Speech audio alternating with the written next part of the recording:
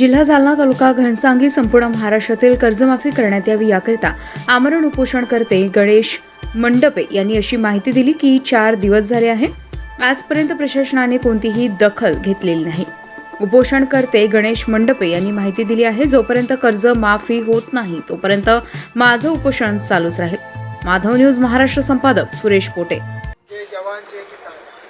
मौजे पारडगाव तालुका घनसांगी जिल्हा जालना ह्या ठिकाणी गणेश मंडपे मी स्वतः उपोषणाला बसलेलो आहे. जोपर्यंत महाराष्ट्र शासन शेतकरी वर्गाला कर्जमाफी करणार नाही महाराष्ट्रामध्ये, तोपर्यंत हे उपोषण ठाम राहणार आहे. दिनांक 4/9/2024 पासून या उपोषणाची सुरुवात झालेली आहे. पाऊस पाणी वारा वगैरे काहीच पाहायचं नाही. या ठिकाणी मी ठाम पद्धतीने शेतकरी हितासाठी उपोषणाला बसलेलो आहे. जोपर्यंत शेतकऱ्याला न्याय मिळणार नाही तोपर्यंत हे उपोषण ठाम पद्धतीने चालू राहणार आहे. महाराष्ट्राचे मुख्यमंत्री एकनाथ शिंदे साहेब यांनी वेळेत निर्णय घेऊन, तसेच विरोधी पक्ष नेते विजयजी वडेट्टीवार यांनी दोन्ही सरकार व विरोधक सरकार यांनी निर्णय घेऊन वेळेत शेतकऱ्यांना महाराष्ट्रामध्ये कर्जमाफी करावी या हेतूसाठी मी उपोषणाला बसलेलो आहे.